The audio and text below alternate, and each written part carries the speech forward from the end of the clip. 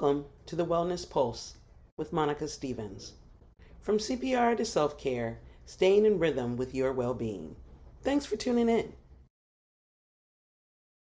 Good evening, everyone. Schirtzinger family here All with right. all different mothers and fathers. But I thank everybody for joining me today. How's everyone doing? Good. Pretty good. Good. Well, So thank you all again for joining us on the Wellness Pulse. This is an opportunity for us to be able to enlighten people on reasons why learning CPR is just essential. So we're going to have everyone share your Schirtzinger Right. story. Well, I am Carl Schirtzinger. I am a father of 3 children. I've engineer, and I've been on a lot of fascinating projects throughout the years, and 28 years with NASA. And I don't know what else you want me to know about me, but if you ask a question, I'll give you an answer. So. Okay, well, hold that thought. I'll Okay. throw in that he is also the father of Sierra Hoffhines, Sierra, that's right. which I guess we'll jump to Sierra grand- since I did that. And yes, Gideon, the grandson. And Yep. Hi, Gideon. Okay, so Sierra, go ahead and tell us about yourself. Okay. Yes. So, hi, my name's Sierra Schirtzinger, Hoffhines now. So I'm the proud daughter of Carl Schirtzinger, and this is my little man Gideon, best little son in the world. I'm biased, but my whole background is environmental science, environmental compliance. So growing up, I was very fortunate. My brother, sister, and I were raised in my dad's machine shop, so we were literally raised in the engineering world. And if we weren't in the machine shop, we were at our grandparents in the garden and running around the woods, and that's really what sparked my whole background going into environmental as well as working in health and natural disaster relief. Which is awesome. That's more than a mouthful. Yeah. Yourself. Hi, I'm Daryl. I'm 49 years old. I've been with NJEP 27 years. Love is work, and my love is my Buckeyes. Buckeyes. Are you from Ohio? Yeah, they're all Absolutely. in Ohio except Oh, me. The Ohio State Buckeyes. Yay, I'm from Ohio. Go Bucks. Yes, yeah. absolutely. OH. Yeah. There we go. Right now, I will Monica, say, yes. my dad was actually born and raised in Dayton, Ohio, and our family Right. lives in Dayton and Columbus. Yeah. I'm Tom Agnew. I've been with NJET for 22 years. I actually went to Hobart Institute of Welding Technology and learned quality and welding, and I was hired in 03 as a welder, and I also had a background in NDT. So that's in 09. That's what I started doing was all NDT, and then I've gone into more into quality and inspection, the quality department. I've lived here all my life in the Dayton area, the Miami Valley, we call it. Been married 40, going on 43 years, and had 2 kids, and we've raised them in Waynesville, and they've grown up. And my oldest has 2 boys, so I'm now a grandfather and of two of our grandsons, and then my youngest is a policeman for Butler Township up here in Dayton area. Awesome. That is awesome. All right. My name's Earl Earhart. I'm 43, born and raised in the Dayton area, just like most of these guys. I'm an operations manager at NJET. I've been there a little over 6 years. I have 2 teenage sons. So if anybody wants them, they can have them.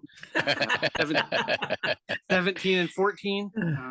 You'll probably hear them in a couple minutes when they come barreling out of their rooms. They eat too much. Yeah, Well, can't afford it. my older son, he's a junior in high school. He just had his football banquet last night. He's 6'5", about 280. Oh my Plays gosh. left tackle. Yeah, so that's fun. And then my 14-year-old is about 6 foot, 6'1", 190 pounds. So they're big boys. Yeah, and that's pretty much all about me. So you work for food. Yeah. So I'm 41. I'm not originally from Ohio. I'm from Illinois, Missouri area. I moved to Ohio in December of '99, literally a month right before Y2K. and went military, came back, went to college, became a machinist. Been a machinist for about 15 years now, close to it, and been working at InJet for a little over a year and a half now. So just to set a little bit of background, for most everybody in this group, besides Sierra and myself, everyone else works in the same office together, correct? Yes. Correct. Yes. Okay, great. Okay, so now let's talk about the day before Carl's sudden cardiac arrest. The day So, before.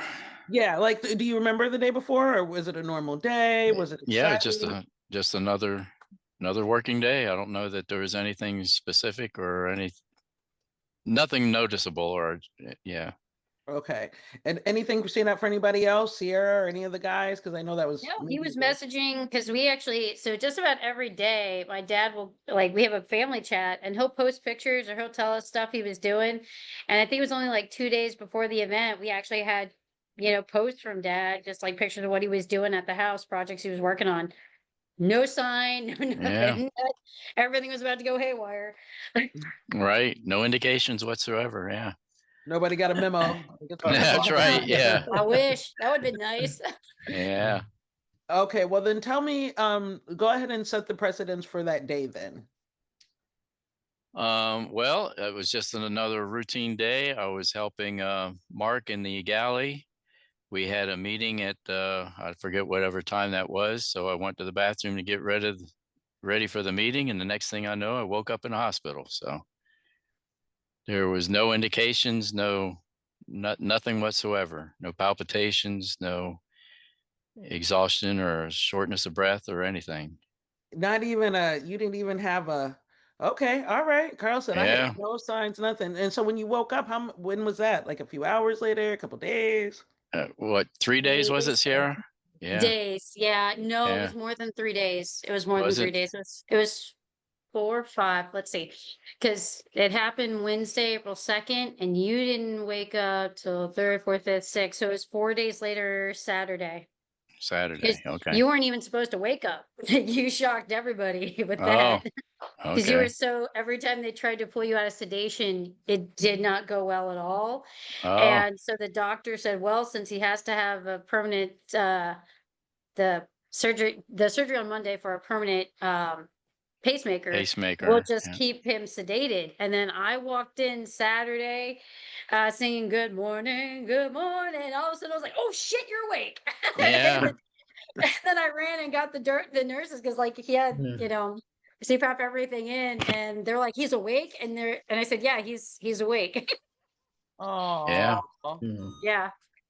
Yeah. I just out of curiosity, do you have siblings, Sierra? Yes, I have a brother and sister. Are you the youngest or oldest, or where do Oh you no, fall? I'm the oldest. Yeah. I'm the Yeah. business manager. She's the boss. Right. Don't say that to Exactly. Selena. Selena would disagree. That's right. Yeah. So Okay. it's myself and then my brother and then my sister. We were one right after the other. My brother and I are actually born the same day, year apart, on Irish Yeah. twins. So yeah. Oh, I love that. I always wanted a twin. I know I was a little late. Okay, so now for everybody who was at work, how did the day go for you? Let's see, who was the first person to go into the bathroom? That would have been me. Okay, Earl. So then why don't you go ahead and tell us about how your day started out? Like Carl said, I mean, it was pretty much just a normal day, like nothing crazy going on. We did have some of our, I'll call it our executive team, our leadership team was in from Missouri. So we were having, basically a lot of us were in the conference room, kind of going over the next quarter, next month, whatever. I don't remember exactly, honestly. But just having like a meeting, normal meeting. You want me to go into like what happened? Okay. Yes. Then we're just all kind of sitting around the conference room. There's probably 10, 15 people in there. And Arlie, one of our engineers, or he's an engineer at the time, but he came running. He said, Carl's unresponsive in the bathroom. So myself and our maintenance facility supervisor went. I don't remember if anyone else went. I just know I took off running. I ran to the bathroom. Carl was in the stall. You could tell that he was non-responsive. He was just kind of dangling there, for lack of a better term. Mike tried to use his knife to open the door. That wasn't working, so I kicked it in. I lifted Carl's head up. He was very, very purple. There was no sign of, I checked his pulse. There was no sign of a pulse. I opened his eyes. They didn't dilate in the light. There was nothing. They were just big. So at that point, I lifted him up. I laid him down on the ground. I told Mike to go get the AED, and I started chest compressions. I don't know how long it was. I know Daryl and Tom were the next ones in there. I don't know which one came in next. The way it was sitting was they kind of stepped over me and Carl and went into the handicap bathroom, their handicap stall, whatever you want to call it. So we started trading off doing, I don't know when the AED got there. I remember hooking it up. I don't know who all was in the room at the time, honestly. But we hooked it up. It advised to shock. So we all stepped back, clear, whatever. It shocked him. It did go off. And it said continue chest compressions. I'm pretty sure Andrew was in there by then. I mean, it was all happened pretty quick. We all just kind of took turns, for lack of a better term. It was an experience. I don't like, just the feel and the sound. I mean, I don't know if Carl wants to hear this, but it was, you could tell we were hurting him. For lack of, we were breaking something. Like we were popping. we were pushing. Like we were all. I think Daryl or Tom, I can't remember, what them to start yelling at him like, "Come on, Carl! Come on, Carl!" And he started making noises. Yeah, you were like, I don't want to try. I'm not trying to make fun. It's just that you were like, right. Yeah, you were like, like you were trying to come to. Yeah, your color started coming back. I remember, I'll let Tom tell his part, but I remember Tom coming in there and he said he was just so purple when he got in there. He didn't recognize who he was, but your color, as we were doing chest compressions more and more and more, your color started coming back a little more. You were making sounds like you were trying to get to it, trying to get with it. Yeah, I mean, we just kept yelling at you and kept trading off, honestly. I think it was only about like maybe 7-8 minutes, maybe 7 to 10 minutes, somewhere in that range before the ambulance got there. And honestly, from my side of it, it felt like 30 seconds. Like it went really quick. And you didn't really, at least me, I didn't feel it until we were done, until he was basically in the ambulance driving away. That's when it kind of hit me. Not in a bad way, just like there's just such like I told people back then, like you went 10 minutes without thinking of anything because you were just acting, and then you spent the next half hour, that's all you could think of. Like it was just a dump of adrenaline, emotion, you name it. It was a dump. It was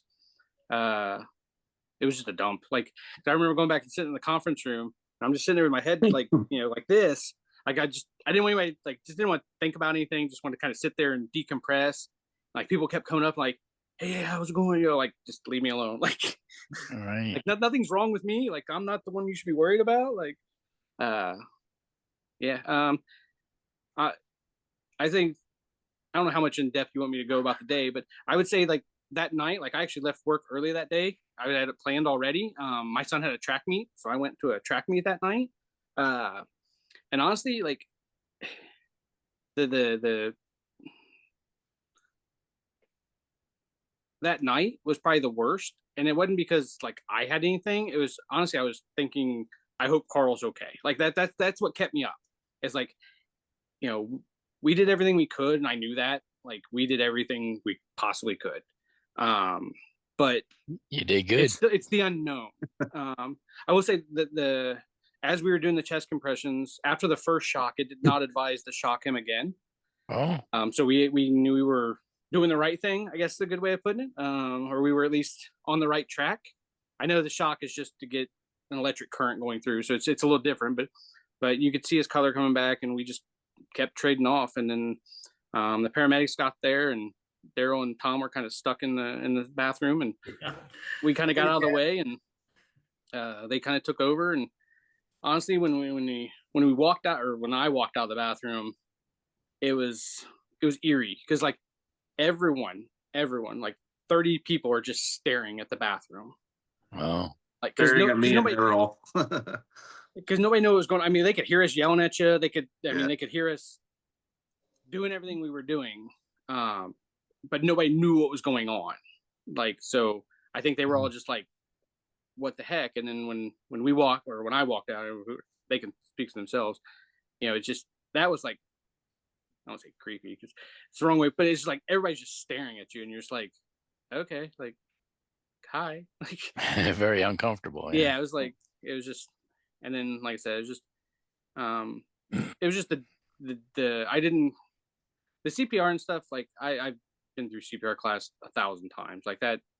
It's different when you do it. Like the CPR part was easy, honestly. Like helping Carl, doing the chest compressions, all that stuff was actually pretty simple. It was the just adrenaline dump a half hour later that I wouldn't, it didn't really, it was for like 10 minutes. I probably couldn't do, I mean, I was just dumping adrenaline. Like, I remember I was shaking a little bit, and like just trying to get, focused. Yeah, I mean, that's a big undertaking, and especially someone that so that's a lot. I can, anytime that I've done CPR, I've never done CPR on someone that I knew personally in my personal life, but I can only imagine the emotional pull afterwards, so I can understand not being able to sleep at night. That is just an amazing, amazing story. You mentioned, I'm not sure who should go next. You guys probably know. I know you mentioned Tom, and I mean, I'm not sure who should go next. I can go next. Okay. So start off normal day, talk to Carl like we always do. Good morning. I literally just spoke to him like an hour ago. And then an hour later, you hear a page on our PA system, first responder to the front bathroom. So normally manufacturing, it's usually typically like a cut. So I was walking in, anticipating somebody just cut, bleeding. Walk in, Earl's got the AEDs on Carl. Carl's laying on the ground, purple as can be. And I'm like, oh my gosh, what is going on? And I just got in where it said shock advised. And I'm like, oh my God, I just seen this guy an hour ago. What the heck?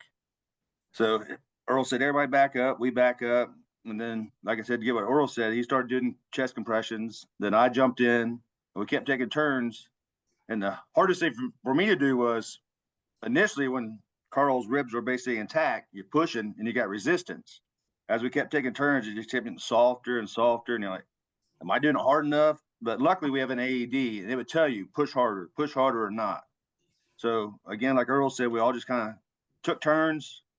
It felt like it was 30 seconds, but it was probably 8 to 10 minutes. And then everybody just kind of jumped in, and just, you could tell when somebody got tired, next person up, next person up, next person up. And like Earl said, when Carl started getting his color back and we started speaking and yelling at him, hey, Carl, you can actually see him trying to come to. So that was a good sign. And then when the paramedics got there, it's like, whew, I'm done. And so is this the first time you're hearing some of this, Carl? Yes. Yeah, I kind of could tell by your reactions, an amazing, opportunity to have a family be able to tell me their experience, and to see you sitting here so well and pretty. Well, thank you. I was say I have to thank these guys, because I mean, obviously, if it weren't for them, my dad wouldn't be here. So they really are all my adopted guardian angels and uncles now. But I do have to say, these guys did an amazing job filling me in, telling me, and I know they did tell my dad in the hospital, but he was so full of so sedated, full of Yeah. stuff. It doesn't surprise me you don't remember a thing, which is probably a good thing. Right. But just to give you a time frame, so when I got the phone call from HR, he was en route to the hospital. So then I called the hospital. They said they already got a call, gave my number. They called me, and I said, please give me the paramedics number so I can talk to them. And I actually got to talk to the paramedics that responded. So from the time they got the call, the paramedics said from the time they got the call to when they actually got to the building, it was 8 minutes. And then they figured it was at least 12 minutes by the time they got to my dad. And they said when they got to him, you know, they said if it weren't for the guys doing CPR and using the AED, he wouldn't be here. And I mean, the paramedics still had to stabilize him enough to be able to transport him. But they were like, thank God that they knew what they were doing, because yeah, that's a lot of time. So just That is a lot of time. a little tidbit. And I have to say, I'll never forget, Tom, I believe you were the one to tell me. And I remember we just found it so funny, my brother and I, is when you guys were telling us the story and they're like, it's amazing. Earl went in there and bent that bathroom door and got your dad out without slamming his head against the door. We just thought it was the funniest detail. But we thank you, Earl. They're still Yeah. paperwork. Yeah, he held onto the door when he kicked it in so he didn't knock Carl on the head Oh, while okay. we're trying to help him. That might explain a few things. Yeah. Oh, I thought that was thoughtful. Okay, Um, does that mean, Tom, you should pick up the story next? Sure. So I was in a lab, a calibration lab, and I thought I kind of heard the page. So, like Daryl said, it's usually someone's got high blood pressure, someone's not feeling good, might have some cuts or something along those lines. And so I started my way towards the bathroom. I'm on the back side of the building, and this was all in the front. So as I'm making my way, Stephanie, one of the engineers, is running down the aisleway, very upset and saying, Carl's not breathing, whatever. So then I had to really put it in gear. That changed everything. And when I got in there, Carl, I hardly recognized him. He was so purple, the color. And I just got next to Daryl, and Earl already had the AED going, and we all just took turns doing the compressions. And the thing I remember the most about it is I'm not a big as Earl or Andrew, but I'm not a little guy either. But I was giving it all I can, and and the AED was telling us harder.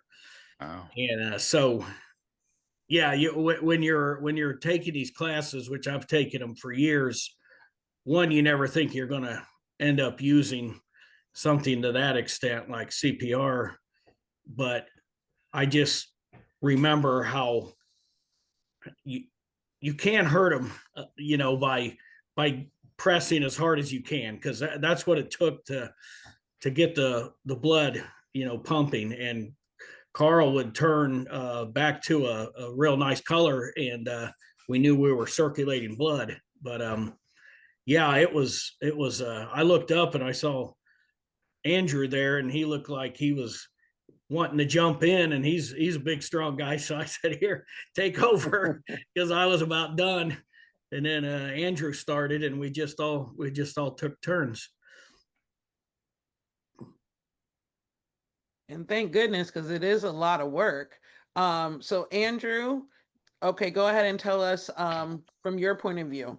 Yeah, I actually did not hear the page at all. I walked around. I was actually going to get a drink from the break room, and I saw Mike, which is our maintenance supervisor, running with the AED and I saw him, and I'm not even on the first responder list at that time, but I have a medical background, and I was paramedic certified and stuff like that. So I just started running after him, and then I went into the bathroom. I saw Earl doing chest compressions. I saw Carl laying on the floor, and he was bluer than blue can be.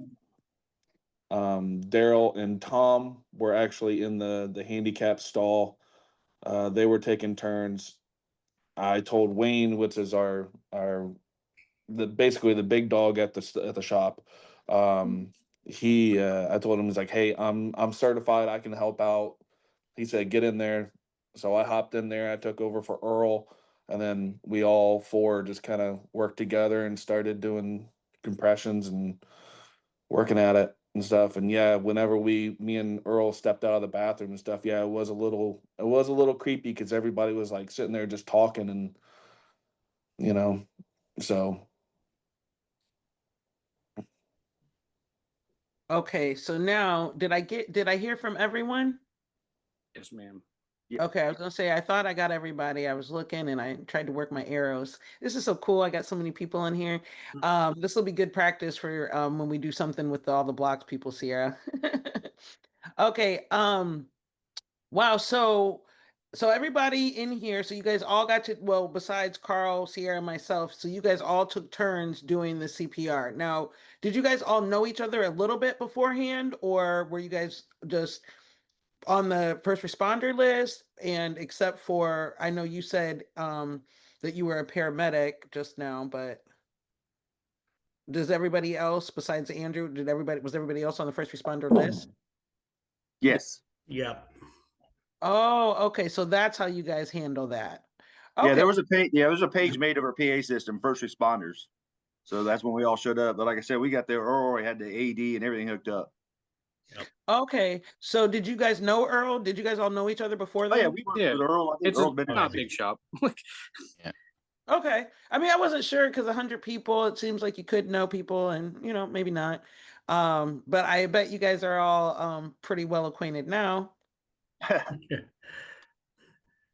Okay, so well, thank goodness. It seems like you guys did awesome CPR. And so then what happened? Um I guess then what actually, can you tell us, Carl, what actually happened? Or Sierra, can you tell us what happened? Either of you. Yeah, I was gonna say, I love you, Dad, but I don't remember a thing. I don't So remember a what? thing. Yeah. Yeah, so what happened next is once he actually arrived to the hospital called me and let me know, hey, your dad's here, because they had to, they actually had two calls with two men with the same age, so they weren't sure until my dad got there and they found his wallet, who it was. So then they gave me a call back. They immediately rushed him into the cath lab, and while they were running cath tests, that's when they diagnosed he went into a form of heart block. So he did not have a heart attack. So if you're not familiar with heart block, using the engineering electrical side that my dad's taught me. So basically, his heart was like a light bulb where he had current running through it, but the left ventricle was running extremely fast, and then the lower chamber was going only half the pace that it should, and then it actually stopped. And when it stopped, light bulb bust, his heart stopped. And while he was actually in the cath lab, his heart went into heart block again. So they got his heart out of temporary heart block while he was en route to the hospital. And then I got a phone call because originally the surgical ICU nurse called me and said, hey, your dad's in the cath lab. He will be transferred to me. So I got in touch with Tracy and she's like, I will keep calling you, giving you updates, because I told her I was trying to fly there because I'm in South Carolina. And then while I was on the phone with her, another phone call came in from the hospital and it was the actual surgical unit. And I said, hey, surgery's calling me right now. And she said, take it. So I took it, and it was the doctor. And he said, we need to run your dad into surgery right now. We need your permission. He needs a temporary pacemaker to get his heart out of heart block. And I said, do it. Because originally they were hoping to just automatically put a permanent in, but they couldn't. So they immediately ran him in. They put a temporary pacemaker in. Then once the doctor hung up, the nurse called me back and she said, hey, I just ran down there while you were on the phone with the doctor. I will be the first person your dad sees when he comes out of surgery. It should take 45 minutes to an hour. She's like, I know that's probably going to feel like forever, but you are going to hear back from me once your dad's back in the room. So I'm like, okay, cool. So by this point, I am packing my bags. My husband let his work know, hey, I'm going to be out. I called my brother, my sister, my mom. I was contacting family in Ohio because I just wanted to make sure my dad was not alone in the hospital. So I just started a massive phone tree. And then when I talked to Amy with HR, because that's how I initially found out, Amy with HR called me to let me know what happened. I asked her if I could have the phone numbers of all the employees that, my dad was friends with or that responded. And at first she didn't want to give them to me. And I'm like, well, I want to make sure if anybody wants to visit, they can. So then she's like, okay, I will do that. And it worked out because Stephanie, his work wife, the engineer, and another coworker, Kenny, they actually followed immediately. So they at first were getting a little frustrated. I understand, because they weren't allowed back. Nobody was telling them anything. So the hospital called me, I gave them permission, and Kenny stayed with my dad most of that night, and he actually stayed with my dad all next morning. Like, he showed up right at 8 in the morning, and he waited until 2 o'clock in the afternoon when I finally got there. Because go figure, when we flew in, there was historical flooding. Leave it to someone who's response to natural disasters in Dayton, Ohio, and all the flights got canceled and delayed. So we didn't get there till 2 the next day. And by that point, we had received, they did a CAT scan, they did a brain scan, and his results came back that he did not have any brain damage. And I just remember the doctor calling and saying, "We have no idea how your dad doesn't have brain damage, but it's a miracle." And he just kept saying, like, "You need to thank whoever you perform CPR, because I mean, they're the reason that, he's alive." So yeah, we were all amazed because we we my dad had sent a text to his girlfriend around 11:45, and then we know he went to the restroom, so we have like kind of a time frame, but we still have no idea how long he was actually gone for. So it was just really incredible.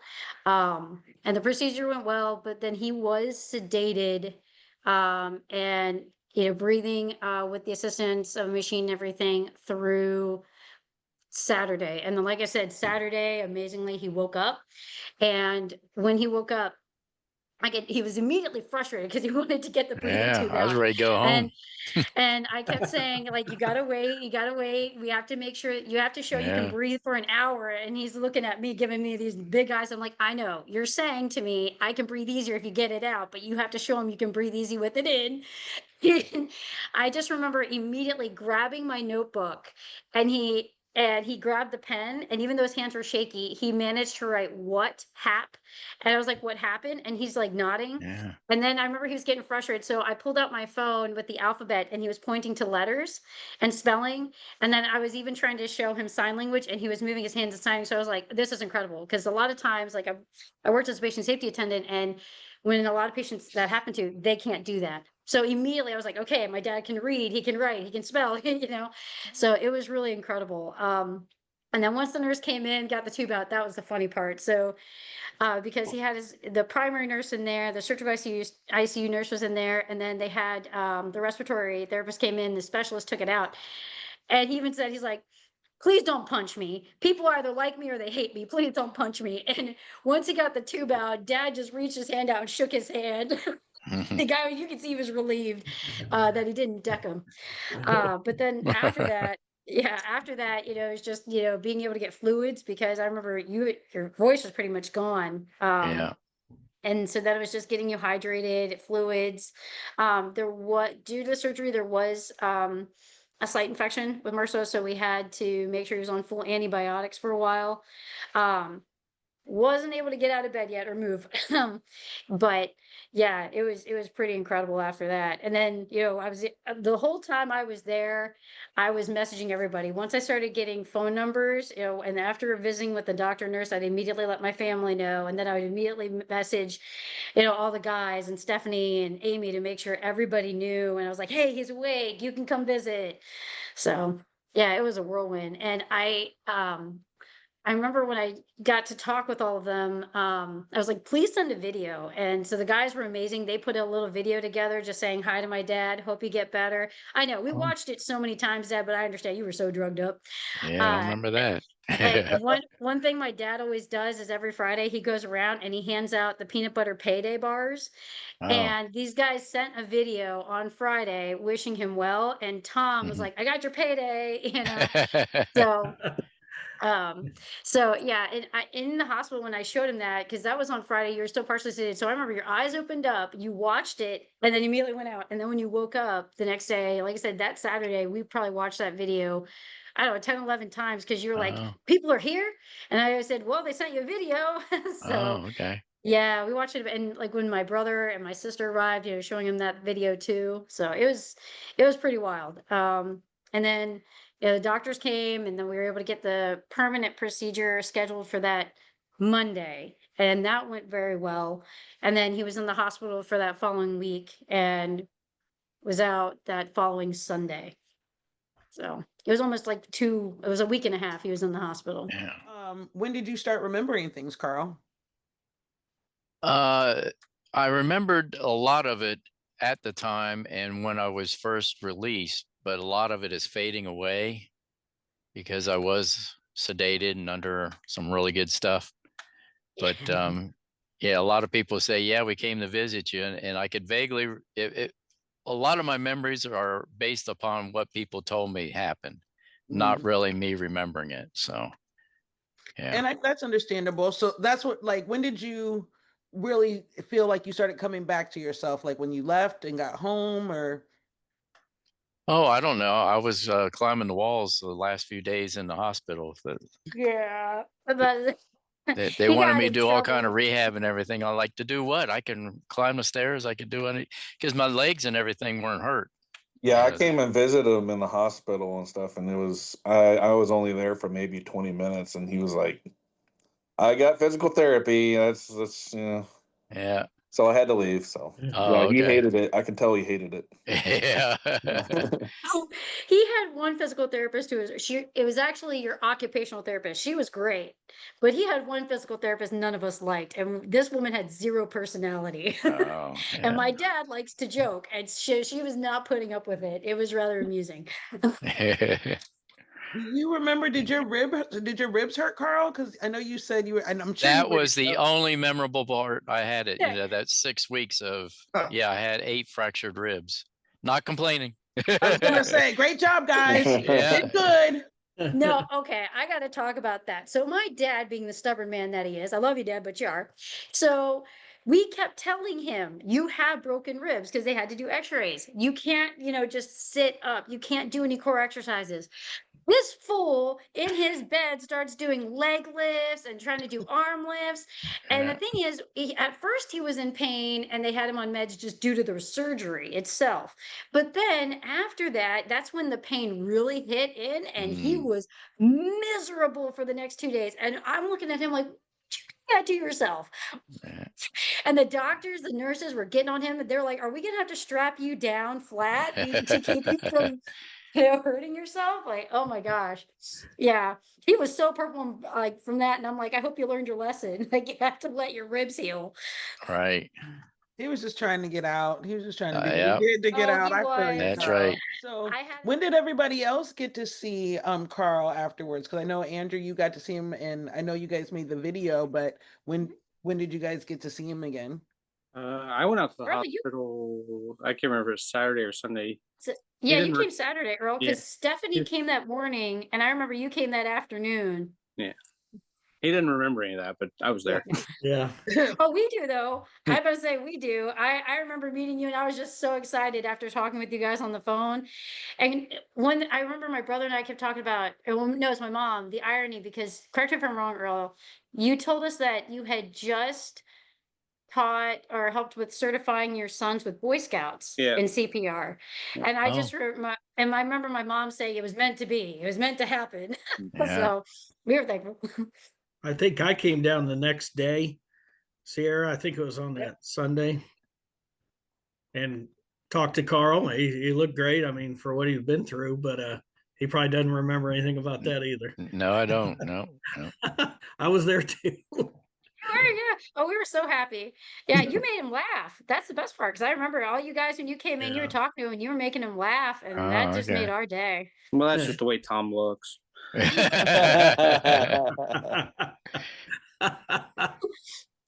just remember, so Stephanie, she came to visit. She came 3 days. She came Friday, Saturday, and Sunday because she helped us pick up his vehicle at work. Oh, Well, what was funny is, so my dad's girlfriend had no idea this happened to him. And she had been texting him and calling him like Wednesday, Thursday, Friday. So I called her on Friday and told her, and she was mortified. She's like, I thought he broke up with me. I thought he stood me up. And I was like, no, none of those things. He just almost died. And well, he did. And the irony is, she actually had the same thing happen to her 10 years prior, and she has the exact same pacemaker. And she's like, can I come visit? I said, absolutely. Well, my dad's, they jokingly call her his wife, Stephanie. She was visiting and she had never met Lauren. And so they always make jokes. So Stephanie's like, oh, when's your girlfriend showing up? And I'm like, the woman's right across from you. And Lauren's like, hi, I'm the girlfriend. So it was just so funny because dad's just laying there like, I don't know. yeah. Of all the nurses you could call, she called that one, right? Yeah. Hey, it's better than that was great. So my mom's also a nurse. My parents are divorced or anything, but friends. And my mom showed up, and my mom like out loud in front of dad and the nurse and the doctors, and said, well, Roddy, I will retire and come to Ohio to take care of you. And my dad took his hand and lifted it. Turns out, like, shoot me now. Pull the plug. And you were pissed. You literally just groaned. You're like, oh. And then you pretended to start snoring. And mom's face was like, uh-huh, you're asleep. And I was like, well, Mom, I think you got your answer. Ah. Yeah. Oh, Carl, you are hilarious. You You gotta remember laugh. that? You The remember thing, that, oh, huh? so that's something else he's known for. So during his surgery, when he went in for his permanent pacemaker, so they asked him, like, do you want any music or anything like that? And Dad let him know he liked classic rock and everything. Well, during the surgery, or when he came out of surgery, I still in lucid dreams, he was actually doing a full inspection of an F-18 Super Hornet, and he was actually going through the technical report. So my dad out loud was saying what section, like one of the surgeons had to ask him what's an aileron, and my dad explained while still Yeah. sedated, coming out of surgery, what an aileron and how it works. Uh-huh. And when they said you're back in recovery, he said, "No, I'm not done performing the report." And so for the next hour, I just sat there and listened to him talk about his F-18. And the Yeah. nurse, Jesse, just listened. He's like, "I've never learned so much about an aircraft in my life." But the doctors found it absolutely fascinating. And the one doctor's like, "Well, he'll live, clearly his memory's intact." Yeah. Well, I guess, yeah, you're an engineer through and through. I always liked engineering minds. Yeah, that's something interesting. Yeah, something was going on subconsciously with your neuro. That is pretty cool. I minored in psych with my first degree, so I find stuff like that fascinating. I did Um, too. The doctors were all like, actually, the psychologist came and talked to him because the doctor said they'd never seen anything like that. They'd never had a patient come out, and when they wake him up, like they actually didn't even have to wake him. He just started talking out loud, Mhm. openly about doing this full eval inspection on I F-18. think I thought I was So in one of the meetings.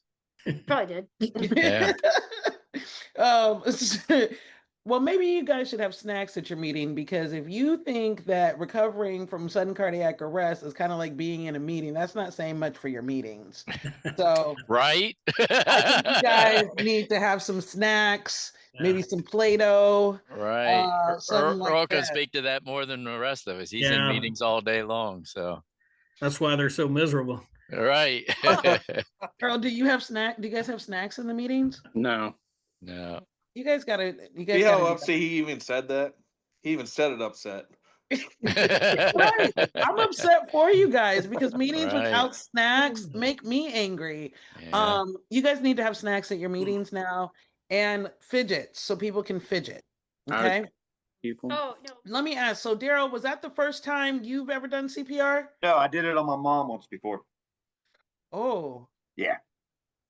wow. Yeah, she had a lot of health issues. So Yeah, because it's not always, as of course, things aren't always as great as what happened with Carl, and it's not always the quality of the CPR. Of course, when we get somebody back with no ailments and memory deficits and stuff, you know what I mean? You definitely take advantage of the save, but this kind of lends to a topic of when it's not, you know what I mean? It's kind of like, oh, could I have done something more? You know what I mean? And I think sometimes when we don't know what happens, which happens a lot in the healthcare perspective, you don't know what happens to the people, and you just kind of have this unknown thing. With you guys and with Carl, at least you guys are able to look at him and say, hey, you know what I mean? There you are. Tom, was that the first time you've ever done CPR?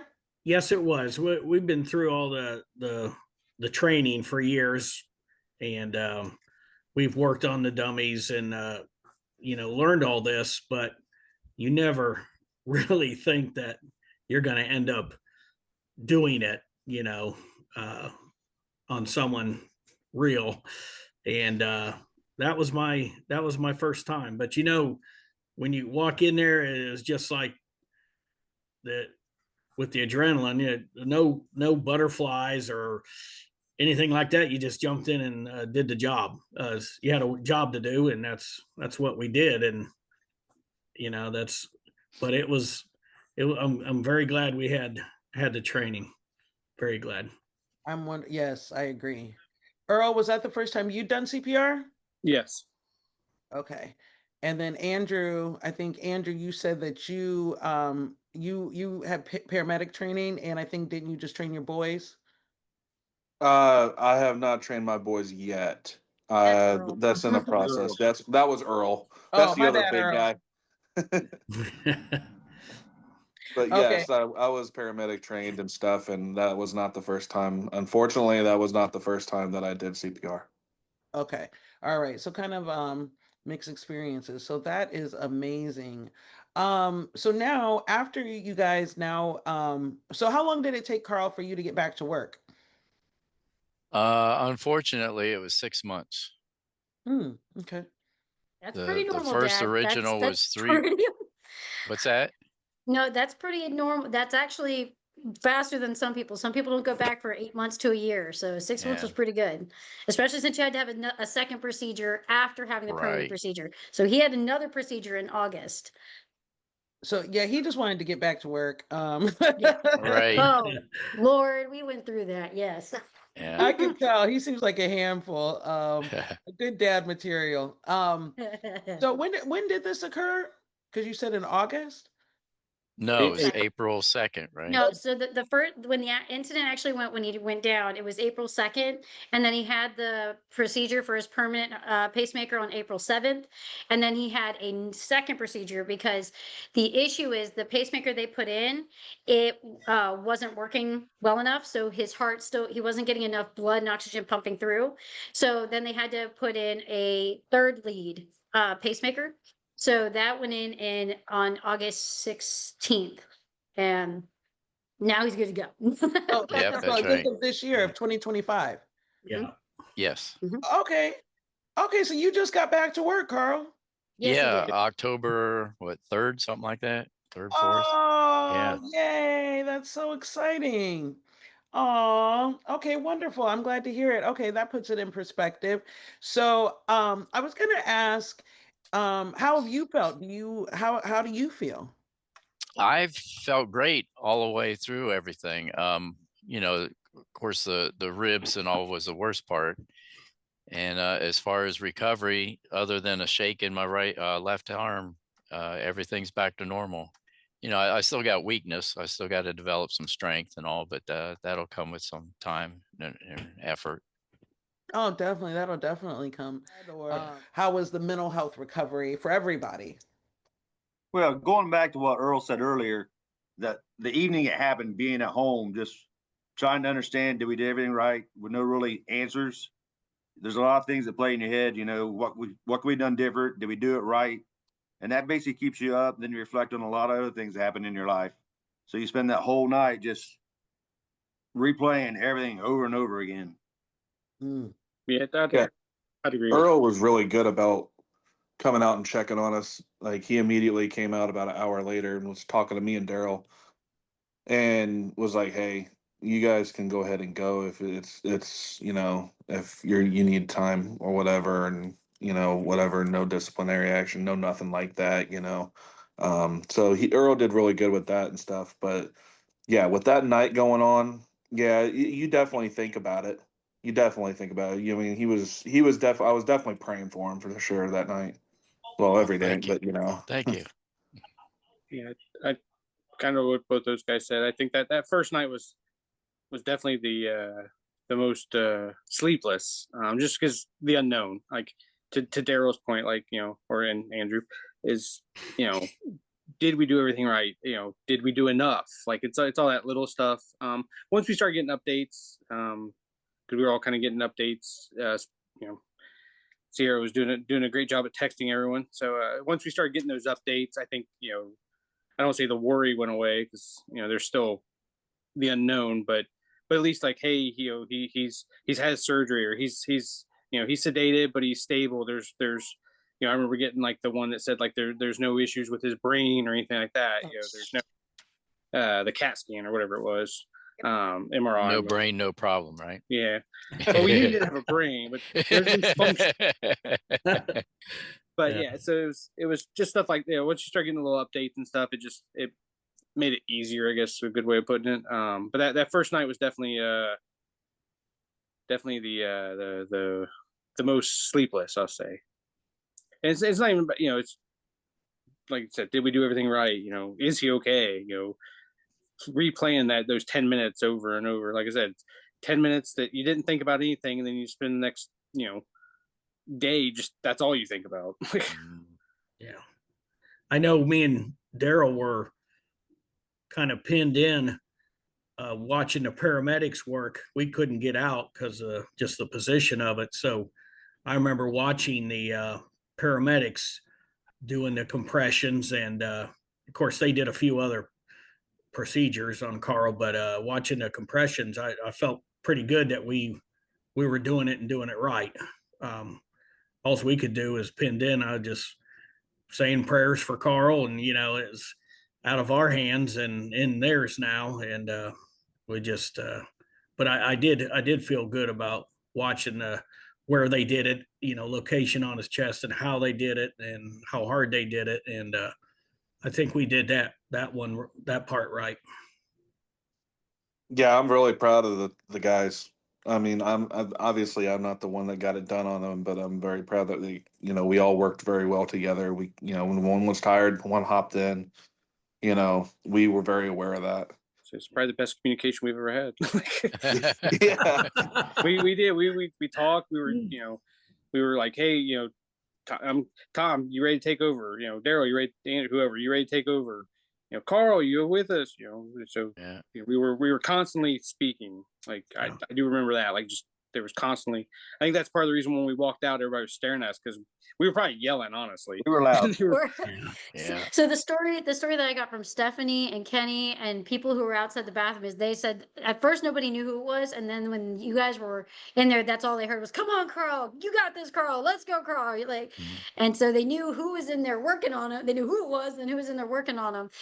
And so I can't thank you guys enough. I mean, I know I wasn't there in person, but the fact that my dad's here, that what the paramedics said, the doctor said, you guys did do everything right. And like, I'm just so thankful for all four of you because you are the reason he's here. So yeah, I mean, when I say like, I got on my dad's case because I know I told y'all when I met you in the hospital that I said I'd be there when he went back to work, and I kept saying like, "You sure you don't want to fly it? I told you I'd fly it. We can throw a party for the guys and you." And he's like, "No, no, no."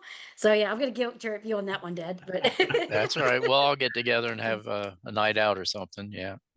Go to a football game or something. OH. IO. There we go. Yeah. I was gonna Maybe we say- can drag Daryl to a game. I don't know. Maybe.